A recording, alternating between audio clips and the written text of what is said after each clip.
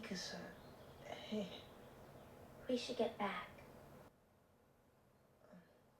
Where are we Oh my exactly? God, this is so boring! I just... It's like the dream I was having went on forever. It's gone now. Holy shit, dude! Someone just gave us $250 a month on Patreon! Seriously? Yeah! Wow, they got one of those reward things, right? Oh, yeah. They get a full anime review of whatever they want. Wow, what did they ask for? Oh, yeah, sure. Moribito. Moribito? That's the one people have been asking us to do forever. You own it, right? I'm pretty sure. Well, enough of this boring bullcrap. Let's watch it. Yeah!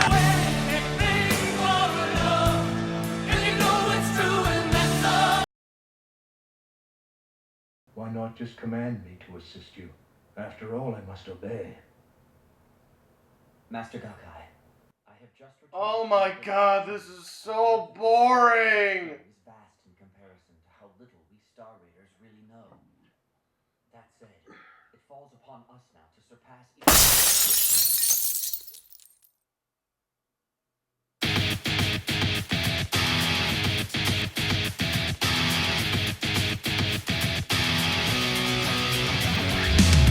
When the darkness falls around you, and the nighttime fear surrounds you, you will be closer to another day. The hope you once held on to may seem it's moving on through, but now you're closer to another day. See it, believe it, you've got to receive it.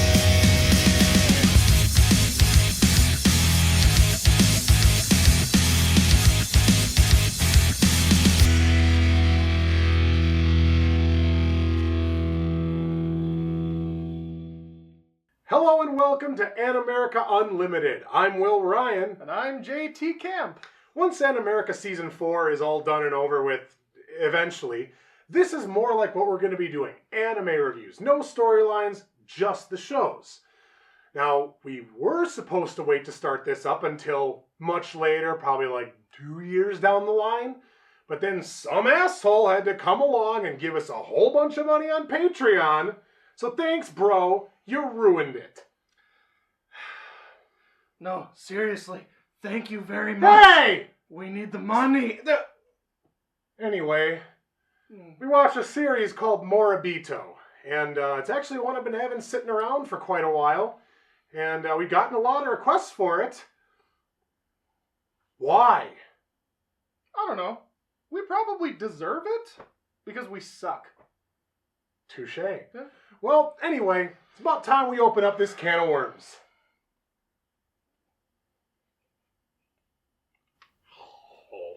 Is that your version of a bad pun? No, I was just hungry. I haven't eaten all day. So you were just eating. Obviously very entertaining for the folks at home. Well, what should I have done instead? Given a seminar on weather patterns? Collected soil samples? Chopped wood? Laid in a bed for hours on end? Maybe die at random? Moribito, ladies and gentlemen. As it turns out, Moribito is actually the Japanese word for guardian. Well, okay then. Guardian of the Guardian started out as a 12-volume novel series, but was eventually adapted into a manga and the anime we'll be looking at today after a successful radio dramatization. Why? I'm still wondering that myself. Before we even get to the show itself, however, I want to talk about Animeworks, the disaster of a company that distributed my copy of this series. I have no idea what psychosis their employees are suffering from, but Windows DVD Player wouldn't open any of these 8 discs. And what the hell is this? The Genion logo? Jesus Christ! How much lazier can you get? In addition, VLC loaded the majority of these spinning glitch slices into the trailers menu, pointing me towards other crap they were hawking. I guess even the people selling this didn't want us to watch it. Quick, buy our other shit instead. This is the last thing you need. Fantastic. It must be no coincidence then that Cartoon Network abruptly canceled this series twice before finally airing it in its entirety nearly a full year later. What in the blue hell is everyone so ashamed of? Moribito, that's what. Why exactly? Well, over the course of this 3-part review-a-thon, that's what we're going to explore. So strap in, down a case of 5-Hour Energy, and get ready for some serious... stuff? Nailed it! No. Well, ladies and gentlemen, it feels like it's that time again. This is Guardian. Guardian, Guardian, Guardian, Guardian, Guardian. Guardian.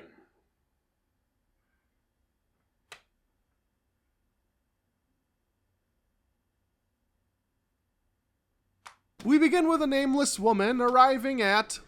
flags.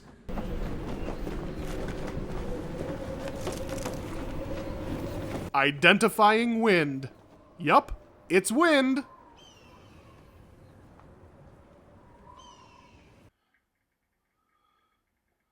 What the hell? Hey, no! Could you please watch the show? Fine.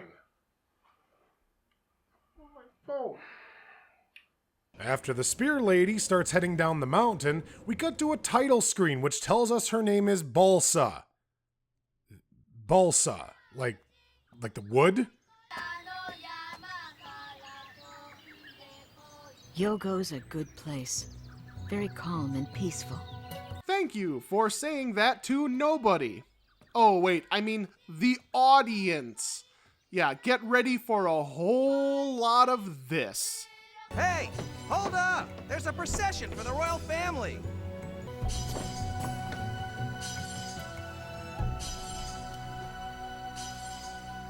I'm not from anywhere around this realm. I don't owe them anything. Oh, good. Is this show written for babies? Why do you have to state everything point blank? Can't we find this out more naturally later on? Well, I guess not. Next, an ox decides to go on strike for better benefits, sending some kid into the drink. Even though a woman from far away owes them nothing, she decides to jump in and save the kid's life, which she fails at, resulting in this.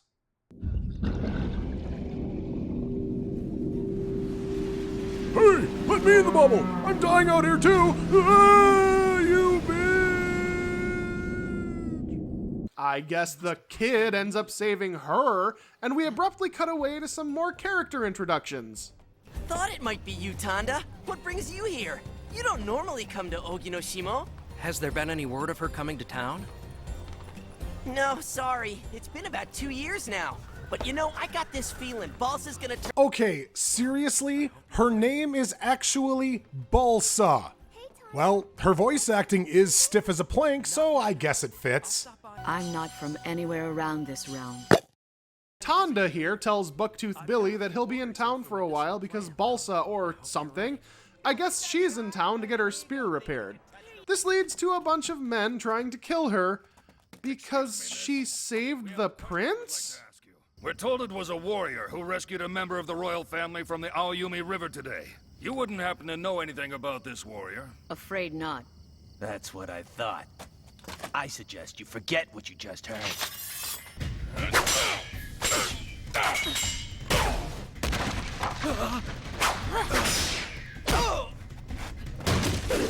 Please, I apologize for our conduct. I know this may seem hard to believe, but we are emissaries of the court. We were sent to find you at the request of the second queen. Then why did you try to kill her? Were you testing her out and assumed you would get your asses kicked? What if she killed you? What is going on? Trunk Wood Tree is rewarded with not dying, a feast for 20, and a tiny sack of pocket change for saving the prince. After having a short nap on a bed for 50, the plot finally staggers in and reluctantly starts churning. Thank you for rescuing the prince today. You have my deepest gratitude. I appreciate all you've done, but further signs of your gratitude are unnecessary. Very well. Lift your eyes, Balsa. It's also said you're a warrior from the distant land of Kanbal, and through excellent command of your spear, you have saved many lives. Is this correct? With all due respect, those are merely rumors that make me out to be more than I am. All I am is The product of whittling and patience. Honestly, I don't know how I can even move my limbs. I'm probably possessed by a demon. The queen explains that her son got drunk one night, had sex with a water spirit, and is now carrying its child. I think. I'm gonna be honest, I haven't really been paying attention. Apparently, the kid is possessed by a water demon or something, and the king now wants him killed. The queen wants Woody the Spearpecker to protect him and save his life. That's it. Let me finish. Chago, I'm afraid you are no longer a prince. You lost that privilege the moment the Mikado ordered your death. But you must never hate His Majesty. Oh my god! Why is this scene still going on? Get to the point already! The queen offers Balsa roughly $100 billion to protect Prince, Chagum? What a stupid name. Anyway, Balsa objects to being paid because she'd be risking her own life. Okay, but then she accepts the deal anyway. What? It's incredibly unfair because the reward I'd receive for saving the prince's life is me losing my own. Okay, I'll start by taking the treasure. Okay, then why did you bother complaining for minutes on end in the first place? I must hold this face to waste more time. Finally, the two flee into the darkness as the episode ends. So, just to summarize, that entire episode was the Woodlord not getting her spear fixed, going to the palace, and then leaving with the prince.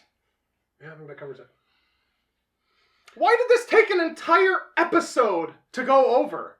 Like, I understand the desire to do world building, but when half of this could have been cut, that's just poor design. I mean, why did we spend so much time going over that Tanda is in town if he's not actually going to interact with anybody? Why did she fight with random guys in the alley? Why did they spend several minutes of her sitting in front of food and then going to bed? Why didn't they just bring her before the queen immediately? No, you gotta have padding. There's no story. What do you mean there's no story? There's plenty of story that they can tell. No. Damn it. So the, place burns to the ground. I mean, that can't be the palace, right?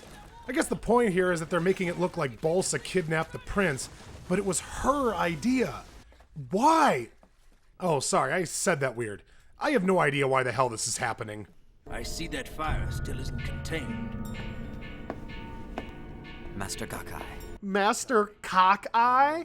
Well, hello to you too, Master Schlongnose. Why do you look like a slightly more effeminate Sephiroth? These rumors I've heard suggest Prince Chagum has been possessed. Are they true? If the worst has happened and Prince Chagum has indeed perished in this horrible fire, in the end it might all be for the best. If these dreadful rumors... Who cares? We find out that Chagum is a useless piece of crap who can't even handle walking for an extended period of time. Probably because he's spent his entire life so far suckling from his mother's teat. Chagum, hurry up and jump on. Explain yourself. What is piggyback? Moribito, guardian of the vocabulary. Master Star Reader. We both know the next heir to the throne, Prince Sagum, is by no means in the best of health. Sagum and Chagum? Konkashi, Kompashi. Tweedledee and Tweedledum.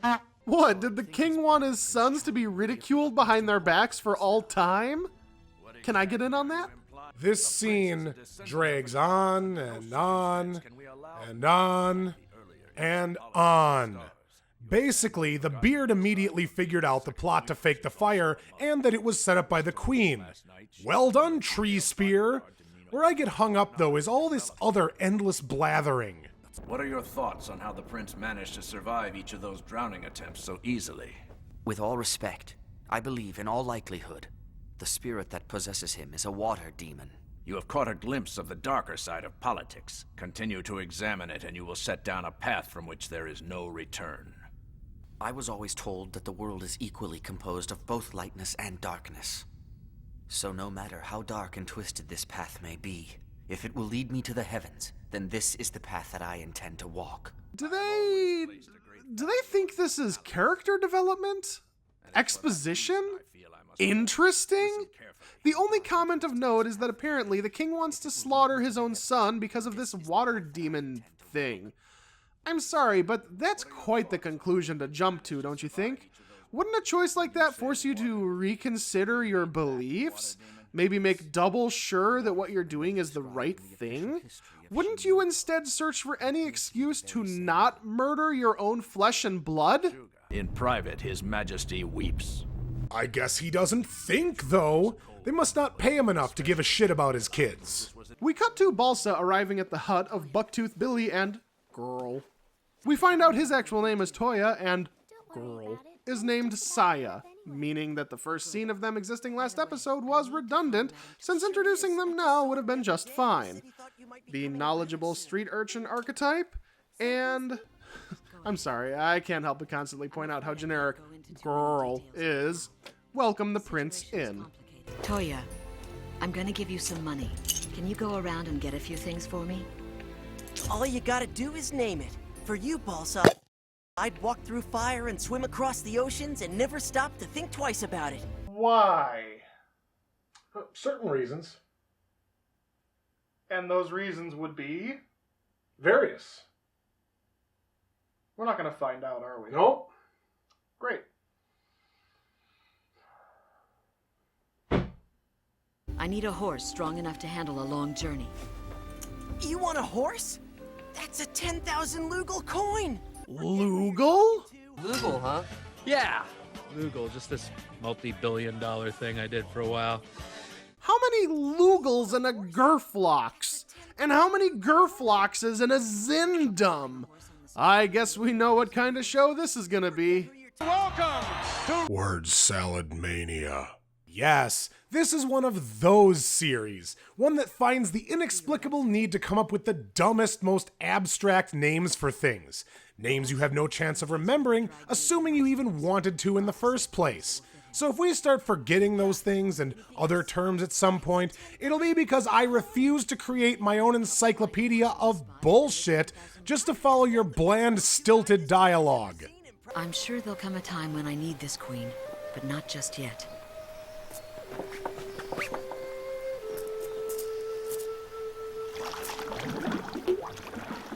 Thank you for doing this, Brother Oakboard. I am in your debt. Balsa tries wrapping her spear in twine to prevent it from breaking further when Chagum gets his first boner or something. Yeah, that's what this is, right? Chagum? Chagum, wake up! What was it? Was it a nightmare or something? I don't remember. All I know is I'm suddenly overwhelmed by a desperate urge to live. Oh. The horror. All I know is I'm suddenly overwhelmed by a desperate urge to live. Suddenly, I don't want to kill myself anymore. I can't handle it. Get this zest for life out of me. Seriously, is this kid an alien? This isn't even coming from the water demon. It's self-preservation. Basic fucking instinct. Or maybe Chagum is actually a computer. All I know is I'm suddenly overwhelmed by a desperate urge to live. Error, not a number. You've been throwing around quite a bit of money, haven't you? And now you're looking at a horse? So, you're planning to cross the misty blue mountains? What, you're not gonna buy it? Or perhaps wherever you're going to, you require a horse of a different color. Is that the case? I said it's none of your business! Joke's on him. This guy's actually been standing there all day, giving the third degree to every single person who tries to buy a horse at this stand. He's just a rival business owner trying to kill the competition. I gotta ask, Balsa, you're not planning to cross the misty blue mountains, are you? And what exactly would make you think that? Well, it's what this weird guy asked me when I was getting your stuff. But relax, there's nothing to worry about. As soon as I could, I gave him the slip. Whoops! This is for everything that you've done. Whoa, that's way too much money. Well, that's a gold llama blam. It's worth, damn, why do we give this shit such stupid names? Line? Anyway, the two finally get out of town, and then this comment happens. Are you hungry at all? No, I am fine. It looks like there's a good reason that you were born a prince. You've got grit. Wow. He has grit. You've got grit. The standard for manliness must have been in the toilet back then if this is your fucking measuring stick.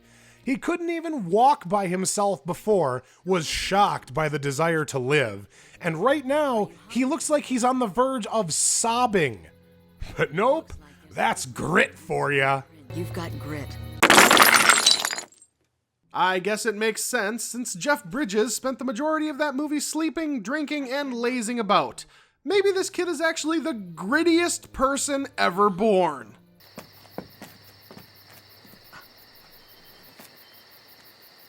A double moon. That's why. This is bad. After all, there's normally only one moon.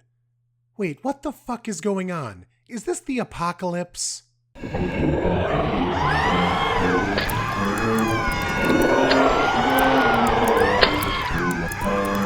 And as a bunch of assassins celebrate their graduation from Ninja Academy, the episode ends. When do you think she's gonna get her spear fixed? What spear? Oh, right. Didn't that happen last episode? You're an idiot. Oh. Episode 3 is entitled Fight to the Death. Something tells me this is bullshit. Anyway, we do immediately cut back in for a fight scene that's actually really cool. If you don't think about it at all. Yeah, the choreography's great and all, but aren't they here for the prince? There are 4 ninjas and 1 balsa. Let's just assume, for the sake of argument, that she's the strongest spear lord to ever spear a spear. Couldn't 3 of them keep her distracted long enough for the 4th to secure the kid? I mean, just look at Gritmaster Chagum here. The kid runs slower than Balsa walks. One of these douches could probably chop his own arm off, throw it in the general direction of the dork, and that'd be enough. True grit. Meanwhile, the fight ends when idiot Balsa's worthless spear breaks, and she just kind of gives up. No, I'm not kidding. She runs off and the 4 failures here immediately capture Chagum. What? I guess she suffered a stomach wound at some point in addition to that ninja star in the shoulder. Well, maybe if she had the time to bleed, we could have seen it. The hell is going on? This show was on Adult Swim, but it's somehow less adult than Dragon Ball Z. She's a true warrior. She hasn't moved at all since she entered the forest. And when she attacked the commander, she was fully prepared to die along with him. No! Not good enough. She didn't actually fight to the death. Broken promises! Rather than actually resolve this scene, we cut to the utterly riveting subplot of the peanut gallery trying to find the guy they ran into for 10 seconds in the first episode. Am I meant to care? Because I feel like I'm not meant to care. Finally, and I do mean finally, one of the ninja decides it's time to actually do the thing that he was sent to do and kill the prince. As for why one of them didn't immediately murder him the moment Balsa ran like a bitch, I have no answer. Which raises the question of why Balsa thought it would be totally okay to abandon him. Did she somehow know they wouldn't murder him outright? Hey, what's that? What's that on the ground over there? Is that the script? And of course, the guy they assigned the job of slaughtering the prince is the one among them with a personal reason to be conflicted about it so that Balsa can swoop in at the last possible second and save the day. Hey, what's that? What's that on the ground over there? Is that the script? You know, you're doing a really, really bad job of impressing me, Anime.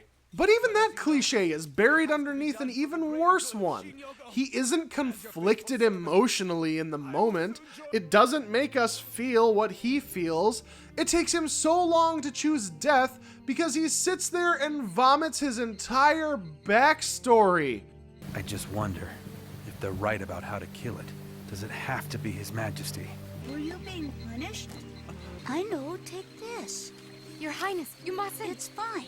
If I choose to do nothing and return Prince Chagum to the palace, His Majesty will be forced to slay his own son. Something this dreadful should not be allowed.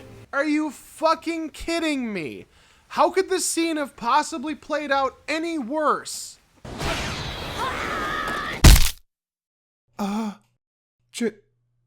Chagum? Oh. Well, you can't win them all. And herein lies the biggest problem with Moribito. It has no idea who it's for. The story and themes are clearly meant for young adults at the very least, but the entire plot and all its characters are presented as if it were for babies. Characters have disturbing backstories and complex emotions, but then they talk to themselves out loud like weirdos because inner monologues might confuse the babbies. The show moves at a very deliberate pace, only finally getting to a fight scene here in the 3rd episode. But every single point of plot and or character development along the way is delivered via blunt force trauma dialogue because the babbies wouldn't notice or care. Seriously, who in the hell is this for? Anyway, barely bleeding Balsa collapses to the ground from her allegedly severe wounds and decides the only course of action is to send Chagum out to save her. Well, it's been a mediocre 3 episodes, Moribito. They are obviously both dead. All right, listen closely. If you continue straight down this path, you'll eventually come to a line of large rocks that are shaped like the back of a giant bear. When you get to the rocks, climb up to the top and walk along the ridge. You'll see the forest below you the entire way. Balsa! Balsa!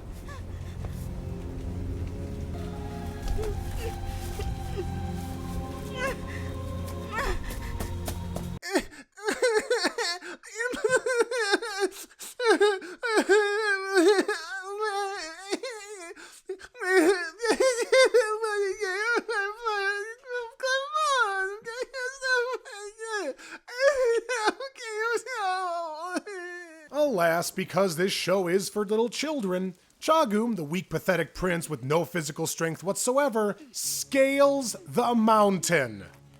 Fucking sure, why not? Yup, looks just like a bear. What the hell, Balsa? Do you look at the Great Wall and see an anteater? Did I say bear? I meant snake. Oh, shit, how the hell did I say bear? I'm gonna level with you, I'm very drunk. Well, behold Catwolf, because these exist. Deal with it.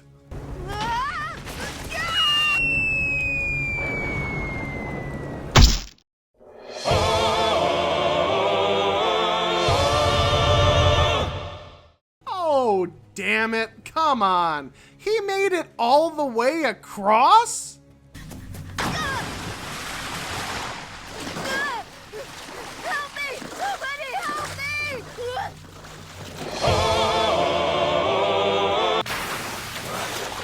Oh, boo! Boo! Fuck you!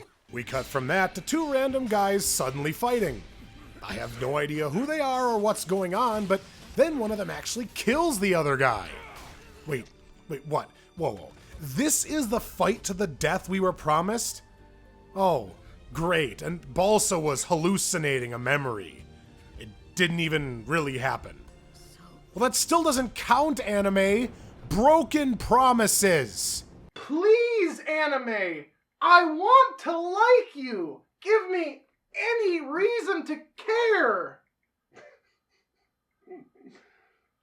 Are you You know what? Fuck it.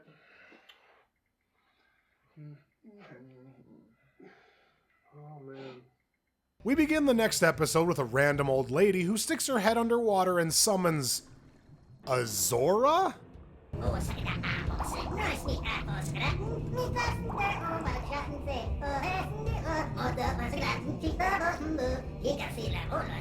Wow, that's some high quality voice acting right there. So much effort and passion. I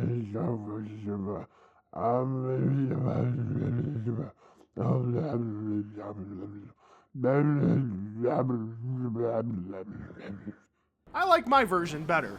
Grandma also monologues out loud and just repeats everything the thing said in English, probably to waste more time and not confuse the babbies. Then random soldiers arrive and attack her because... Actually, it's never explained. It's probably just to establish that she's a witch and has magical powers. Again, babbies. Even though the two of them violently then suffocate via magic until they pass out. Who do you want to watch this again? Having brutally failed to complete their mission, the ninja just returned to the palace. Why? Isn't killing the prince of utmost importance? Failed, you say? I'm afraid so. This has never happened before. I find that hard to believe. Anyway, because Chagum has been marked for death, his brother Sagum will now become the crown prince. Tweedledee and Tweedledum. Yeah, no shit, anime. We really didn't need this scene. All other bodies are now empty vessels. Sir, you know we can still hear you, right? Wouldn't it be more effective for us to leave the room? Maybe the whole building? I'm just saying, this is really pointless and stupid.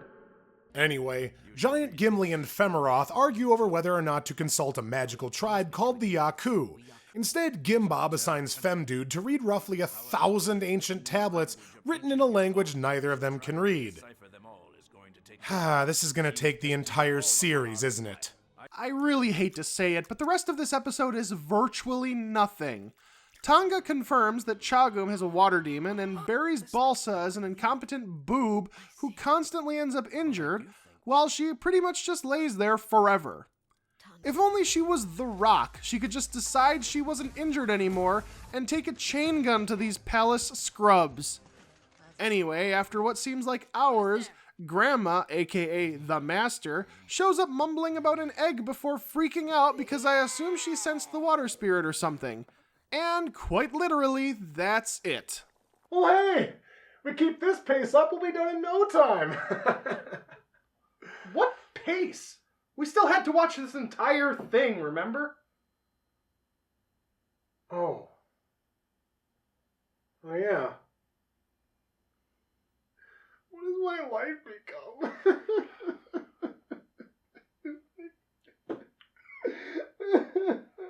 There you go, this will cheer you up. Is it worms? It's not. An egg.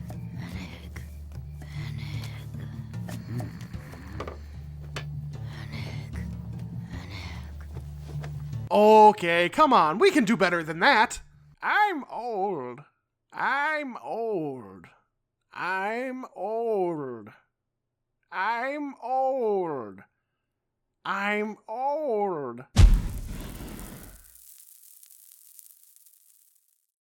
Perfect. How did this get in here? Jesus Christ, Grandma! It's 2017! You can't say things like that about his people! And what the fuck are you doing now? Oh god, we're all going to prison, aren't we? What we're dealing with definitely is an egg. Up until now, I've only heard stories about these things. I never thought I'd get to see one with my own eyes. Does this mean I'm not a virgin anymore? Getting back on track, Grandmold says that Chagum is possessed by a Nyunga... Napa Valley... Chattanooga... Nyunga Ro-E. It's an egg of a water demon. Yeah. We Yaku, on the other hand, think of it more as a water spirit. It sounds like I made a good call in choosing to come here. Excuse me? You did fucking what in the where now?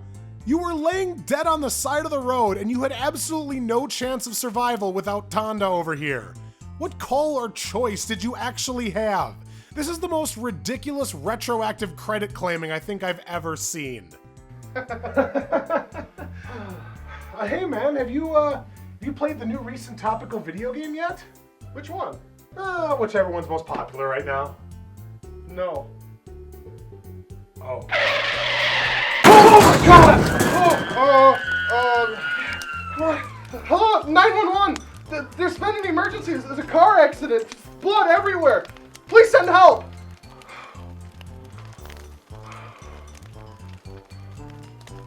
Thank God we planned on being right here at this exact moment. We calculated it so perfectly. We are awesome. Oh my God. We're the best. Oh, I love me. Can't believe we're so good at everything. Oh, God brought us to us. Anyway, could something happen now, please? Probably not. No, of course not. The second queen recently asked me that same question. I killed her. The third queen gave me the same back sass, so I killed her too. The fourth queen stood no chance whatsoever. And the fifth queen? Well, I, of course, am the fifth queen. And I am the sixth queen. Seventh? Okay, enough. There's a show happening. It is said that Nayug and Sagu are drawn to each other during full moons. It's incredibly ironic. History tells us a descendant of Torugaru founded this country by slaying a water spirit. Regardless, the Nayunga Roim was foolish. It should have known that laying its offspring in a prince would put the egg in danger. Madam, please. Would you mind going through this again, using terms we can understand? I think I got it, but just in case, tell me the whole thing again. I wasn't listening. Nope. No way. Fuck this. I'm done. Anyway, Granny's a mean drunk. As you wish. I'll dumb it down so that even a bonehead could understand. Oh, fucking seriously? She's actually going to say it all again? Translated into the Yogo language, Nayunga Ro Chaga would come out to mean guardian of the spirit. To be even clearer, it's the name given to the person who bears the responsibility of protecting the egg until it finally hatches. But look where the egg is. How in the world did this happen? I think I got it, but just in case... Okay, so, just to be clear, Chagum, fucking Chagum, is the guardian of the spirit. Alright? And Balsa is his bodyguard, making her the guardian of the spirit, and Old Skin here is apparently her guardian as well. In addition, Moribito means guardian in Japanese, as we said before, so actually, the name of this show should be... Guardian! Guardian of the guardian of the guardian of the spirit. We need to go deeper. Anyway, Granny basically tells Chagum that he was raped by a water spirit. No, you jackass, the water spirit got drunk one night. Look, one thing led to another. That's somehow better? Anyway, everyone leaves disgusted. Balsa seizes the opportunity to blather about tactics until the show gets bored and cuts away. Then, this happens. So tell me, Balsa, how many lives have you saved so far? Can we please drop this? No, we can't. How many lives were taken compared to those saved? 10 people? How about 20 people? Or has the number hit 50 already? Boy, that escalated quickly. Yeah, this has nothing to do with anything and doesn't make sense in this scene at all. It comes completely out of nowhere and is gone just as fast. Moving on, I guess, Balsa tells everyone to do a bunch of shit for her, and they all just agree blindly. The Three Stooges head off to town when... Haven't you heard the news? We got ourselves a manhunt. It was sent out by the palace just a little while ago. Well, the rumor going around here right now is that the fire was set by some Kambalan woman. We heard that the woman's name is something like Balsa. Or some kind of wood. Poplar? Mahogany? I'm gonna level with you. I'm pretty drunk. We cut to the fake funeral for the not-dead Chagum, primarily featuring a giant sword for reasons that won't be explained for, around 50 episodes. Sepharnope inserts his library card into a Chinese table box, and suddenly Secret Passage B. Oh, I'm sorry. Did I say suddenly? I wouldn't want to mislead you here. I meant 2 minutes later, because we must absolutely show every single agonizing second of him opening this thing, only to immediately cut away the moment he reaches the tablets. Flawless! Ironically, despite how front-loaded this episode was, the rest of it can be summed up in this single line.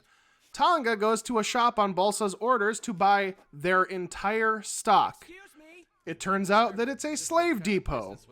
Instead of giving the benefit of the doubt to the woman he's been friends with for years upon years, Tonga immediately assumes that Balsa is becoming a slave lord and loses his fucking mind, only for her to reveal that she's buying the slaves to release them. No, this has nothing to do with anything. It's pretty much just virtue signaling filler. I'm most definitely against slavery. Look, I just spent half an episode proving it. Thanks, Moribito. She also swindles the poor one-eyed, slave trader. Where was I going with this? Oh yeah, she takes the guy's horse too. End! Hey, Will!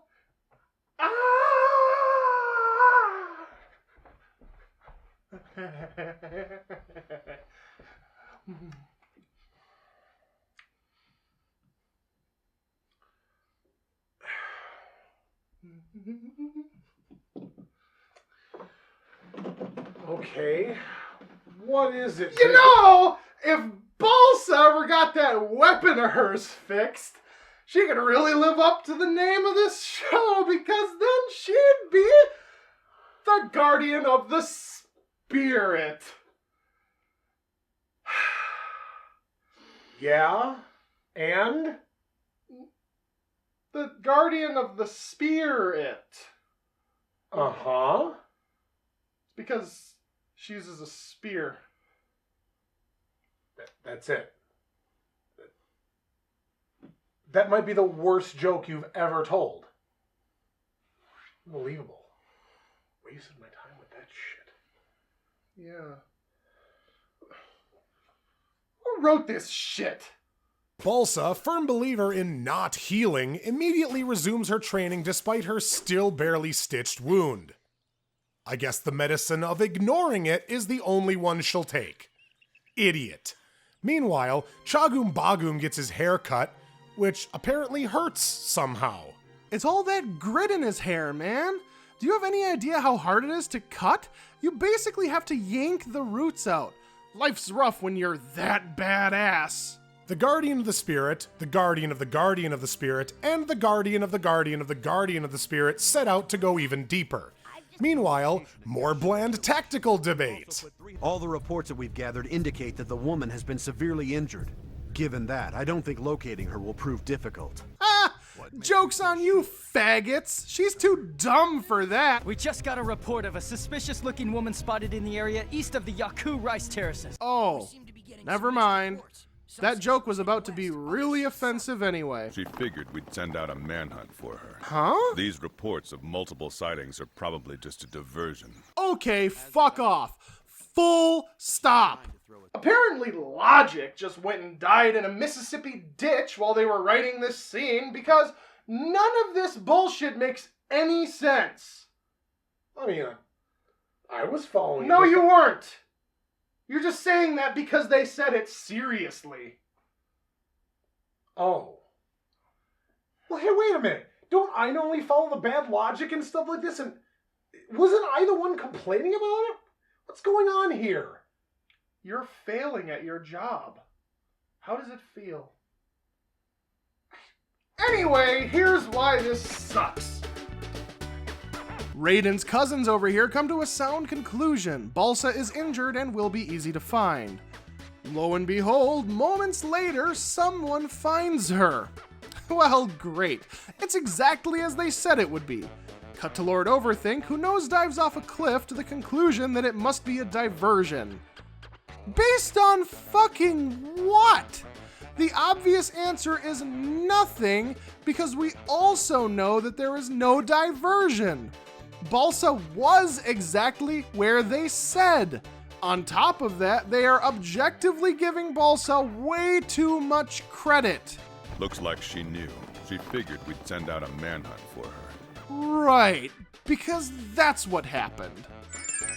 I'm gonna level with you. I'm pretty drunk. Balsa didn't figure out jack. She's not a nuclear physicist. She's a bodyguard. And a pretty shitty one at that, considering she failed at the first opportunity. You know your writing sucks when it's somehow up to the villains to make your hero sound great and they can't even do that right. Speaking of which, time for some more hilarious suckage. Doing nothing but lying around is incredibly frustrating. With that in mind, lying around will not help me heal. If you truly want to defeat her, there's only one option left, and that's to get in her head and figure out how she thinks. Yoon, Jin, listen up. You're gonna work with me and figure out how this woman thinks. Okay, just know, your first course of action, your best idea for finding Balsa, is to sit, meditate, and just hope it magically flashes into your mind. That is why you fail. Ever heard of scouts? You know, advanced units? No, not ringing any bells? Well, it probably fucking should. I'm pretty sure dispatching soldiers at any given time is infinitely superior to sitting around and doing fuck all. How about you try leading just one mission as though you're a competent military official? Please? And what's with the hate boner for this guy? Yeah, I get it. He fucked up and failed to kill the prince. But so did every single other one of them. Why does Fat Brock get a pass while the only one man enough to do the deed catches all the flack? Seriously, you guys suck. She wants to cross the misty blue mountains. It seems like a suicide mission. Yes, a wise man would avoid the misty blue. And that's what she expects us to conclude. So then, she'll do the opposite. She'll choose the misty blue. Yes, exactly.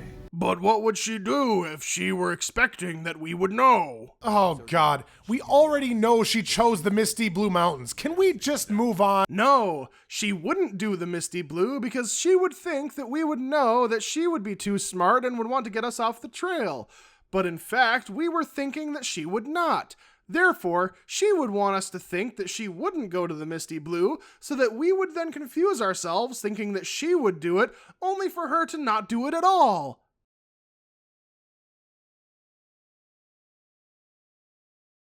But then, this entire deluge of nonsense is another perfect example of why this series is clearly aimed at the barely born.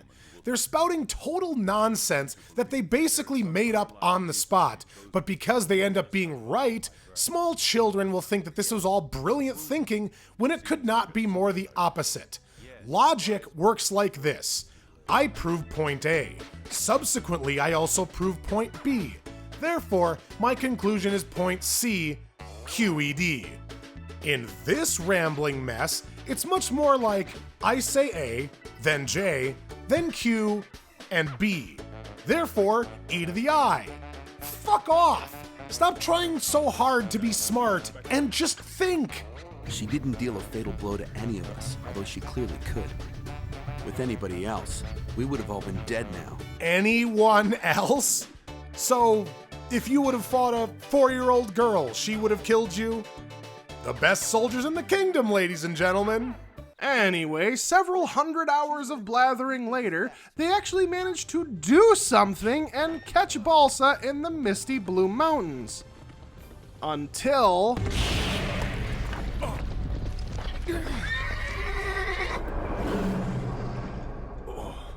Oh. Okay. So they're dead now? What? Good hell, beast. Now this will be my show. The reign of the 10th queen begins. Yeah, that was funny and all. But before we leave this scene, I have to point out a massive plot hole that's going to really piss me off later. Commander! Leave it! But the prince! I know, but sir, we can't afford to have you die here too! So, how would he die exactly? Is he too much of a clumsy oaf to make it down the incline without breaking his skull open? I thought he was one of the best soldiers ever. Actually, yes, I do know the answer, but they do not tell us. There is no reason given at this point for why he can't go down there and check the bodies. I mean, sure, it's not like that might be important or anything. It's only going to be the entire driving force behind the majority of the series. No big deal. My God, are they fucking this up? Finally, we have, another funeral? Or is this the never-ending continuation of the fake one from the last episode? Whatever, it doesn't matter. Balsa's there too somehow, and as Shuga, yeah, that's this guy's real name, finds out that the prince is now dead for actual reals, except definitely not, the episode ends. Dude, I don't know how much more of this I can take. This is killing me. Don't worry about it, Will, old pal. Now that the villains think the prince is dead, there will be no plot for the foreseeable future. Oh, wait, what did you just say to me? You gotta be shitting me. Nope. Time for greatness. Yeah. We return with our wooden heroine's best imitation of a plank, followed by more planky dialogue.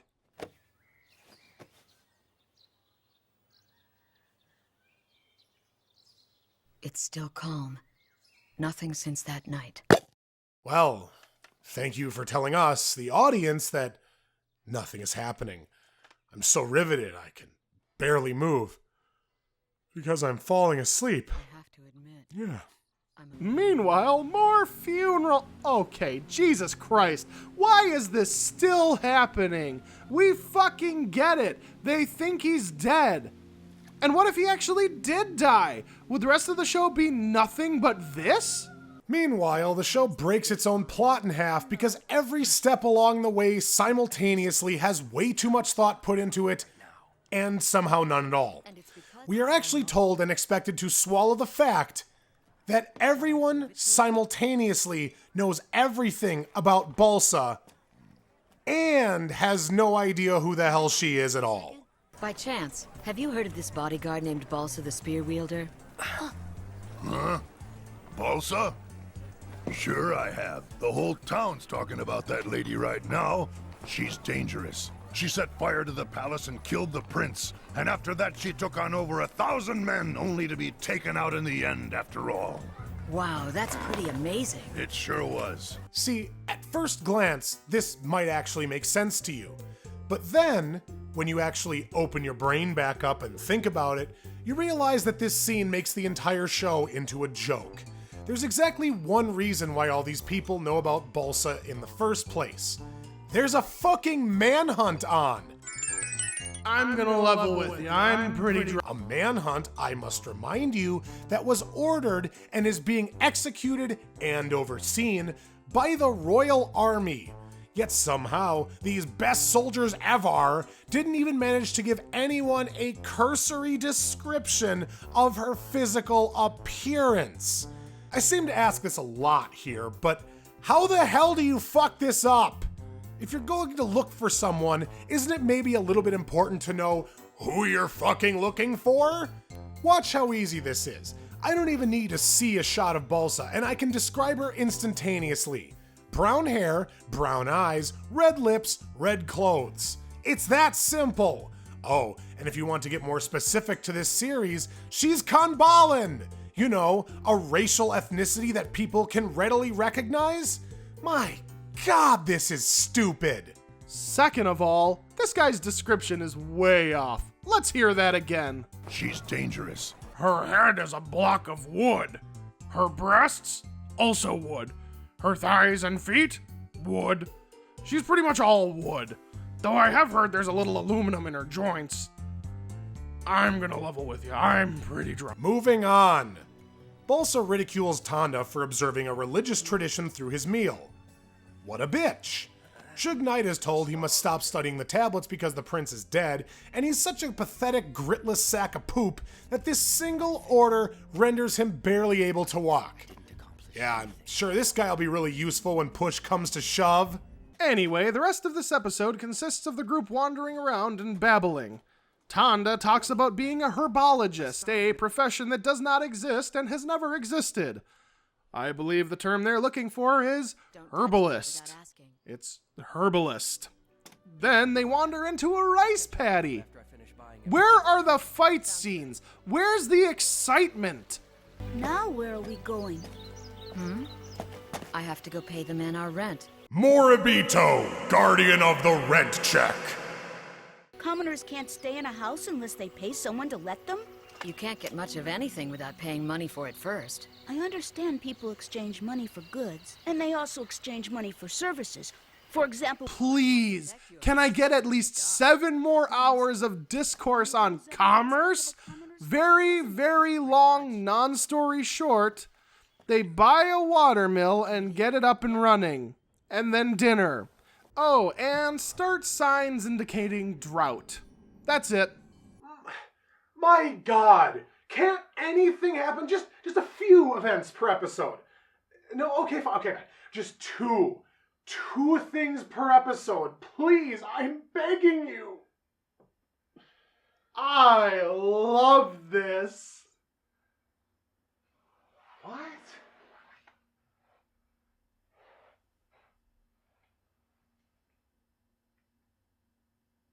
We begin with what looks like Balsa finally snapping and preparing to murder Chagum due to some quite poor editing, but no, she's actually just training. Well, I guess that, much like The Rock, she decided she wasn't injured anymore because it's time to kick ass. Good morning. Finally awake, huh? What? Finally? It's like 4 a.m. It is still dark outside. Fuck you, bitch. I'd still hit it. It's about time I finally get this fixed. So we'll be going to Oginoshimo. Dramatic pacing, ladies and gentlemen. Episode 1, I really need to get my spear fixed. Episode 8, I should probably actually get my spear fixed. Yeah, fucking maybe. Well, I'm not sure where all this ass-kicking you promised is, but we do get banal, emotionless exposition about blacksmithing. That's certainly something? No. I never get tired of watching it. No, screw this. She goes to the blacksmith who says he can't fix her spear, but refuses to forge her a new one, instead demanding that she either confirm or deny the rumors about her first, leading to every excuse to not have action. If what I'm hearing is true, and you have indeed decided to take up arms against the court, then as someone who supplies the court with their weapons, I'm afraid I cannot possibly help you. Yes, I did in fact take up arms against the court. That is true. I must inform the court that you are still alive. I see. I'm sorry, but this is just the worst. There is nothing more frustrating in dialogue than when characters don't give proper explanations so that the plot can be stretched. Old Smith asks her if the rumors are true. Obviously, there would be no point in lying since you want this man to trust you. However, your actual answer is way below good enough. Yes, I did in fact take up arms against the court. That is true. Why are you willfully making yourself sound like a villainous traitor? Why? Why are you not also telling him why you did this? Where's the part about the queen telling you to protect the prince from the court? Something that Chagum, who is sitting right fucking there, could easily confirm. What, is Grandpa Forge gonna just pretend that a report from the purported kidnapper, corroborated by the royalty she allegedly kidnapped, isn't credible? How? Through an anachronistic reference to Stockholm Syndrome? When there is an extremely easy, obvious way to get out of a situation like this, but Balsa's solution is to instead say almost nothing and then act like a stubborn child. I obviously wish you wouldn't report me, but if you feel you must, you leave me no choice but to plant myself right here until you forge a new spear for me. She looks like an idiot. She's acting like a jackass for no good reason. The guy literally gives her every available opportunity he can think of, and she still says nothing else to defend herself. Who is the boy? For various reasons, the boy has been left in my care. Really? According to rumors, it was a certain female bodyguard who's responsible for burning down the palace and killing the prince. Insolence! Balsa would never do anything of that That's nature! enough. I'm sorry, Balsa, but I need to hear both sides of this. Yeah, here we have a guy who is genuinely willing to hear your case and give you all benefit of the doubt, but your life choice, Balsa, is to be a monumentally petulant cunt. It would be like... So, Mr. Kamp, as you have heard from the testimony thus far, you stand accused of murdering Mrs. Appletree. Is this true? Yes, I took up arms against her.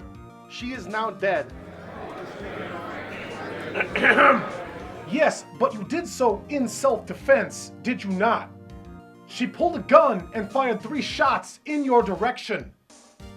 You did have reason to fear for your life, did you not?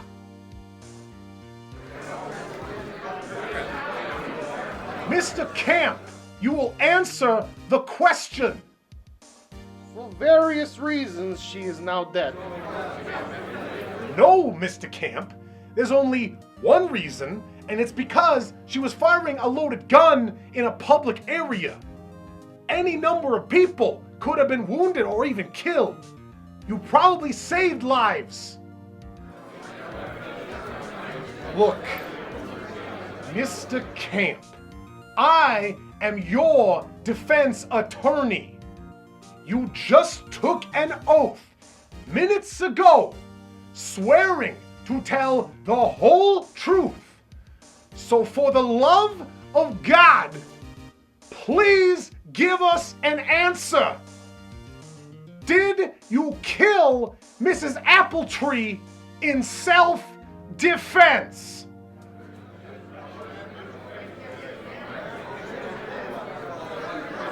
For various reasons. Oh, fuck this! The defense rests, Your Honor.